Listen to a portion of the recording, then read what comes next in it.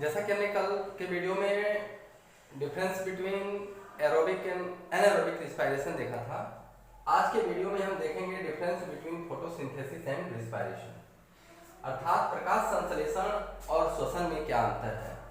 प्रकाश संश्लेषण, इसको क्या बोलते हैं? प्रकाश संश्लेषण, प्रकाश संश्लेषण, और इसको बोलते हैं श्वसन। इन दोनों में क्या अंतर है, इसी के बारे में आज का हमारा एक छोटा सा वीडियो है। तो फोटोसिंथेसिस और रिस्पायरेशन जनरली यह जो है एक दूसरे के अपोजिट प्रक्रिया है, जो कि हम डिफरेंस में अभी क्लियर करेंगे।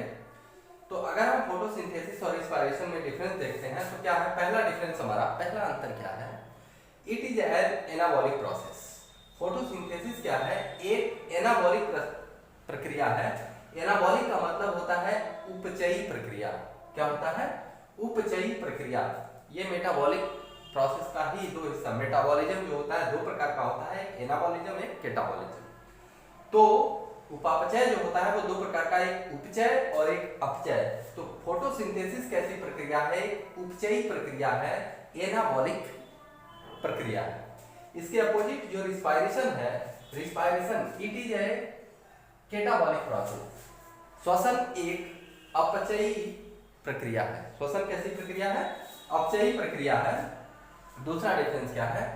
In this process formation of complex organic matters from simple inorganic matters. Photosynthesis में जैसे हमने देखा है कि सिंपल इनऑर्गेनिक मैटर से कॉम्प्लेक्स ऑर्गेनिक मैटर का फॉर्मेशन होता है, अर्थात CO2 और वाटर का उपयोग करते हुए इनऑर्गेनिक मैटर से बनता है कॉम्प्लेक्स कंपाउंड, जिसको हम ग्लूकोज कहते हैं या स्टार्च कहते हैं। तो इसमें क्या है? सिंपल ऑर्गेनिक मैटर से कॉम्प्लेक्स ऑर्गेनिक मैटर का फॉर्मेशन होता है फोटोसिंथेसिस। रिस्पायरेशन में क्या होता है? In this process complex organic matter broken down into simple organic. ठीक, इसके अपोजिट इसमें कॉम्प्लेक्स ऑर्गेनिक मैटर का क्या होगा? ब्रेक डाउन होगा, अर्थात जटिल कार्बनिक पदार्थ साधारण सिंपल इनऑर्गेनिक अकार्बनिक पदार्थों में, कंपाउंड में क्या होंगे? टूट जाएंगे। क्लियर है? तीसरा difference, this process use CO2 and water.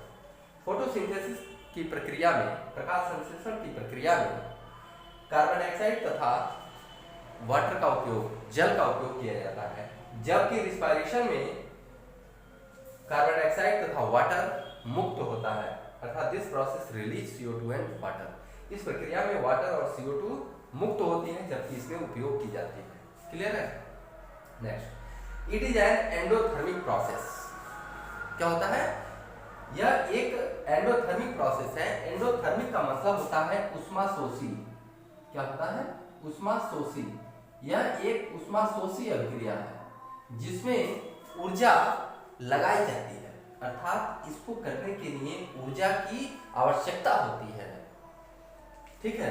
तो यह एक एंडोथर्मिक रिएक्शन है, जबकि यह एक एक्सोथर्मिक रिएक्शन है, उष्माक्षेपी अभिक्रिया है। यह क्या है? एक उष्माक्षेपी अभिक्रिया है, उष्माक्षेपी अभिक्रिया है, अर्थात इसमें ऊर्जा मुक्त होती है। एक्सोथर्मिक में ऊर्जा मुक्त होगी, जबकि एंडोथर्मिक में ऊर्जा की जरूरत होगी। क्लियर है? अगला डिफरेंस देखते हैं। It use sunlight. फोटोसिंथेसिस प्रक्रिया बिना सनलाइट के, सूर्य के प्रकाश के संभव नहीं है, अर्थात इसमें सनलाइट की बाहरी एनर्जी की आवश्यकता होती है, इसमें किसी भी प्रकार के सनलाइट की आवश्यकता नहीं होती है। Next, it occurs only in green plant. Photosynthesis, प्रकाश संश्लेषण की जो प्रक्रिया है वो केवल और केवल हरे पौधों में हो सकती है, जबकि श्वसन की प्रक्रिया किसी भी, अगर वो लिविंग है तो उसके प्रत्येक बॉडी में, प्रत्येक सेल के अंदर फोटोसिंथेसिस रिस्पायरेशन की प्रक्रिया होगी। क्लियर है? 7, ऑकर्स इन क्लोरोप्लास्ट। फोटोसिंथेसिस, प्रकाश संश्लेषण की जो प्रक्रिया है वह हरित लवक में होती है। कहाँ होती है? हरित लवक में होती है। क्लोरोप्लास्ट का मतलब क्या होता है? हरित लवक में होती है। जबकि रिस्पायरेशन, श्वसन की प्रक्रिया साइटोप्लाज्म, कोशिका द्रव्य तथा माइटोकॉन्ड्रिया में होता है। श्वसन कहाँ होता है? कोशिका द्रव्य और माइटोकॉन्ड्रिया में होता है, जबकि फोटोसिंथेसिस प्रकाश संश्लेषण कहाँ होता है? क्लोरोप्लास्ट में होता है, अर्थात लोक में होता है। आठवां, plants can live many days without photosynthesis. प्रकाश संश्लेषण के बिना भी पौधे कई दिनों तक सरवाइव कर सकते हैं। क्यों? क्योंकि भोजन बना के स्टोर कर दिया है और कई दिन अगर धूप नहीं होती है, प्रकाश संश्लेषण नहीं होता है, तो भी फोटोसिंथेसिस की प्रक्रिया नहीं होने के बावजूद भी पौधे जीवित रह सकते हैं। इसके अपोजिट रिस्पायरेशन, श्वसन। बिना श्वसन के कोई व्यक्ति कुछ मिनटों से ज्यादा जीवित नहीं रह सकता, अर्थात वो 1 से 1.5 मिनट, ज्यादा से ज्यादा 2 से 3 मिनट वो जिंदा रह सकता है, उसके बाद उसकी डेथ हो जाएगी। अर्थात organism can not remain alive even for few minutes without respiration. कुछ मिनटों तक ही जीवित रह सकता है, अर्थात बिना श्वसन किए हुए व्यक्ति लंबे समय तक जीवित नहीं रह सकता है। तो आज हमने देखा एक छोटा सा टॉपिक जिसमें हम प्रकाश संश्लेषण तथा श्वसन में अंतर हमने देखा। आशा है ये आपको वीडियो पसंद आएगा, आप देखिए और नोट्स बनाइए। जल्द ही मिलते हैं नेक्स्ट वीडियो में, तब तक के लिए जय हिंद, जय भारत।